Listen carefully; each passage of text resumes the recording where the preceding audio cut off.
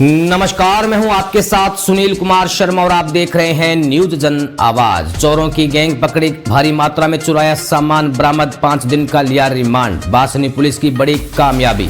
जोधपुर से Rajasthan state head Chitresh Bohra की crime report. Basni थाना पुलिस ने शादी समारोह स्थलों और एम्स हॉस्पिटल के बाहर खड़ी गाड़ियों से सामान चोरी करने वाली सक्रिय गैंग का पर्दाफाश करते हुए 2 आरोपियों को गिरफ्तार किया है। पुलिस के मुताबिक पकड़ी गई गैंग ने शहर में 100 से ज्यादा वारदातें कबूल की हैं। ज्यादातर शादियों के दौरान पार्किंग में और अस्पताल परिसर के बाहर करते थे चोरी।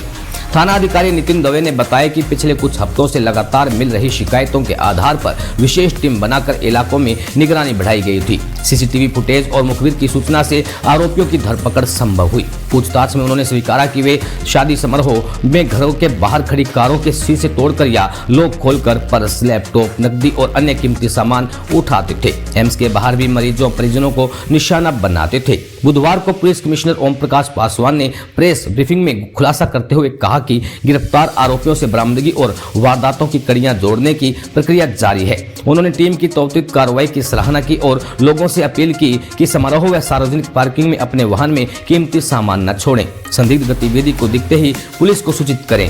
बासनी पुलिस अब गैंग के अन्य संभावित सदस्यों और खरीदारों की तलाश में जुटी है। कमिश्नर ने भरोसा दिलाया कि संपत्ति संबंधी अपराधों पर लगाम कसने के लिए विशेष अभियान जारी रहेगा। राजस्थान स्टेट हेड चित्रेश बोहरा की रिपोर्ट के साथ देखते रहिए न्यूज जन आवाज।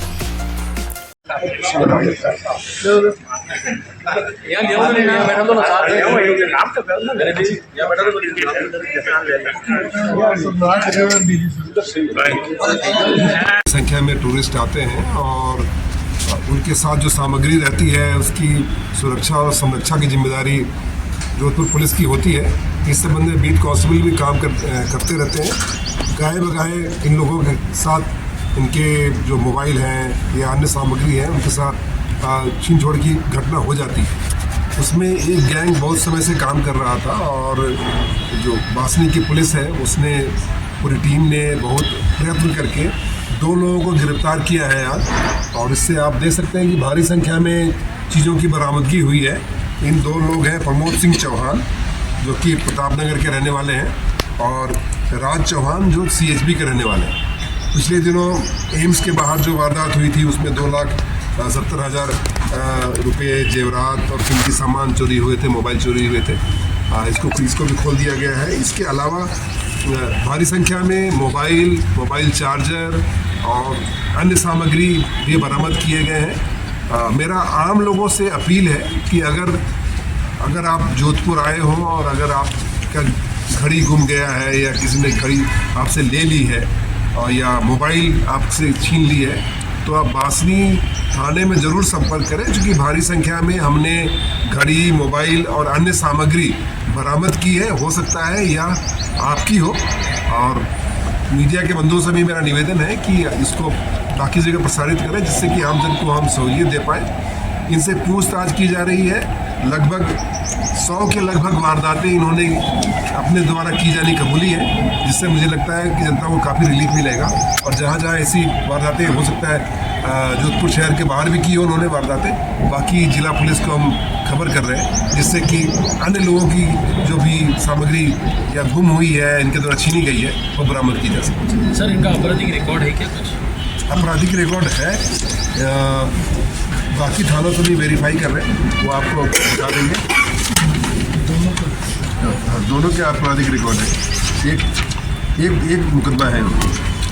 टोटल कितनी रकम बरामद हुई सर? ये राशि बरामद हुई है अभी 2,70,000 तो इनके गए थे और राशि बरामद हुई है 1,15,000। अच्छा सर, क्या इनका मतलब किस तरीके से घटना को अंजाम देते थे? तो घटना के संबंध में रेकी करते थे। उसके बाद जैसे किसी को टारगेट करते थे, वल्नरेबल ग्रुप्स को ज़्यादा टारगेट करते थे, गाड़ियों को टारगेट करते थे। उसमें उनके पास जो मास्टर की है उसको रखते थे, पेचकस रखते थे, जिससे कि आराम से उसको खोल करके उससे सामान निकाल दिया जाए।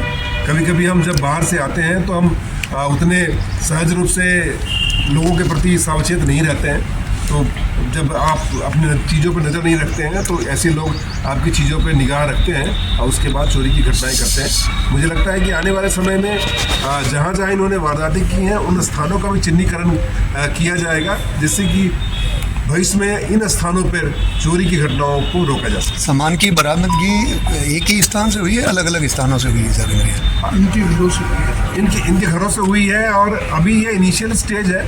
जैसे जैसे प्रकरणों में इनको लेंगे और इनसे पूछताछ करेंगे, हो सकता है कि और भी अन्य वारदात का खुलासा हो और भी अन्य चीज़ों की रिकवरी हो।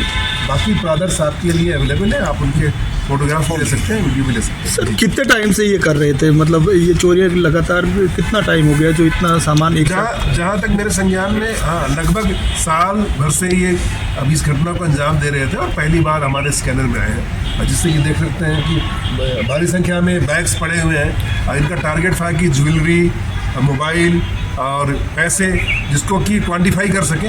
बाकी सामग्री इन्होंने जस की तस रख रखी है। सर इन बैगों का सर्वे हुआ है कि अंदर कुछ क्या सामान है, कुछ ऐसा अनैतिक सामान नहीं हो जिससे कुछ अभी तक ऊपर से ही सरसरी ने मुआयना किया है और जो अन्य प्रार्थीगण हैं उनको भी ये फोटोग्राफ्स हम पब्लिक में सर्कुलेट कर रहे हैं। अगर उनके पास ये सूचना जाती है, वो आते हैं तो उनको पूरा बैंक दिखाया। ये भी हो सकता है इसमें कोई जान माल की ऐसी क्षति होने का हो, ऐसा ऐसा कुछ तथ्य नहीं मिला। जी जी ठीक है सर, थैंक यू।